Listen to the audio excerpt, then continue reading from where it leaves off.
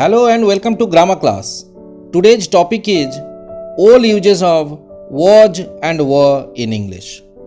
You see, was and were are the past forms of verb to be. So they denote a state of being in the past time. Remember, was is used for the subject pronouns I, he, she, it, these, that, and all singular nouns. On the other hand, were is used for pronouns we, you, they, these, those, and all plural nouns in the subject. So it's clear you have to use was or were according to the subject of the sentence. As I said earlier, was and were are the past forms of verb to be. Hence, both was and were are used as the main verb or linking verb to denote a state of being in the past. We may say was and were describe the past existence or state of being of a noun or pronoun in a sentence. For example, John was very ill yesterday. Here, was indicates John's being in a certain condition or state of illness in the past. Similarly, in the sentence, I was busy then, the principal verb was denotes my condition at a point of time in the past. We also see here that the principal verb was and were are followed by its complement, an adjective or a noun in the sentence. In these examples, was and were denote a past state of being of their respective subjects in the sentences. But the following adjectives such as ill, busy, simple and happy etc. complete the sense of the sentences, so they are called complements of was and were. In the interrogative sentence, was it my mistake? The verb was comes before the subject it. Remember, we cannot have a grammatical sentence without the verb was or were. So, John very ill yesterday, you very simple in your childhood are grammatically incorrect. Moreover, was and were are also used as auxiliary verbs or helping verbs in past continuous tense and in simple past tense. In past continuous, was and were are used both in active and passive voice, while in simple past tense, they are used in passive voice only.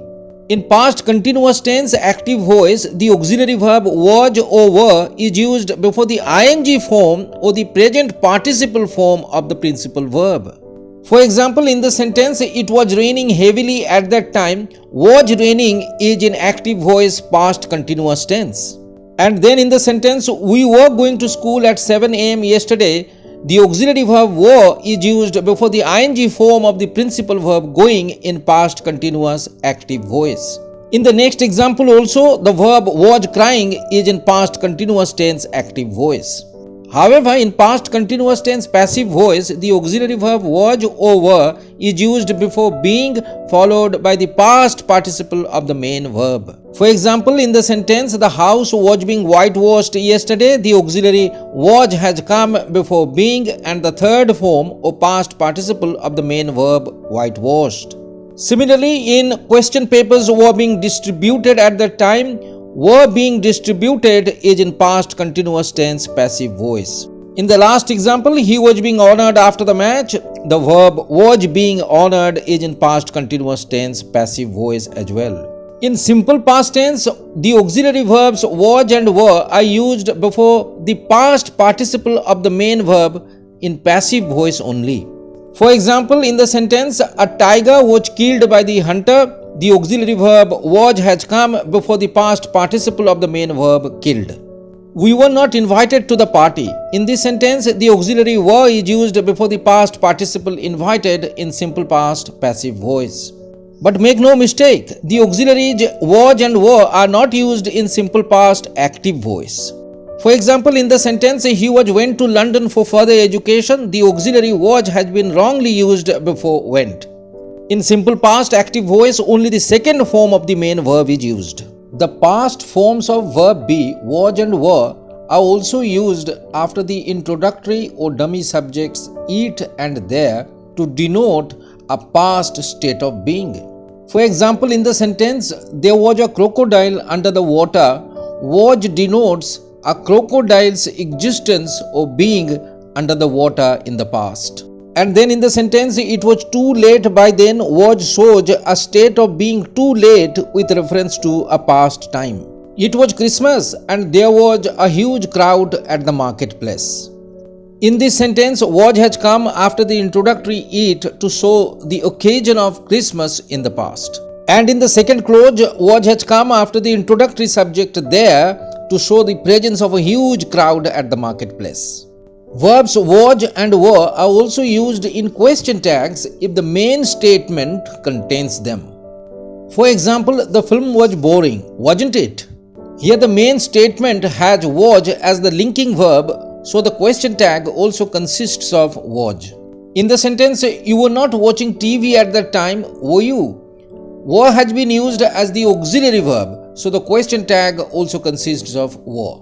In the last example, the question tag is weren't they because the main statement has were as the auxiliary in past continuous tense. Up next, I am going to tell you how the structure or pattern of auxiliaries was or were plus going or about plus an infinitive, that is to plus first form of the verb, denotes an imminent or ready to happen action of the past. Take for instance, the match was about to start when the rain started. Here the expression was about to start means it was ready to start at that time.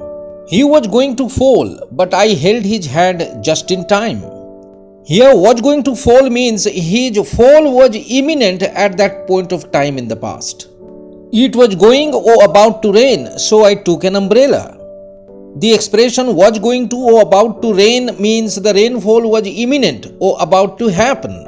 In this way, was and were are used before about to and going to show an imminent or ready to happen action of the past.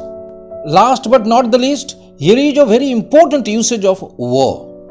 You see, in past subjunctive mood, were and not was is used to express a wish or to indicate a wishful condition in second conditional sentences. We all know that with first person I, was is used in the past tense. But to express a wish, the verb has to be in past subjunctive mood. So in the sentence, I wish I were a bird, were has been used in place of was. So here, were has been used even though the subject is I, because there is a wish and the mood of the verb is past subjunctive. The next example is a second conditional sentence. Here the if clause or the conditional clause expresses an unrealistic or wishful condition. So the verb be is in past subjunctive mood and were has been used in place of was. The last sentence also expresses a wish of the speaker, a wish for peace everywhere. No wonder therefore were has been used in place of was in the past subjunctive mood of the verb. So remember this key rule of grammar. In past subjunctive mood, were is always used in place of was. That's the end of today's class. Hopefully you liked the video. Please be sure to like, comment, share and subscribe to our channel for more grammar videos. Thanks for watching.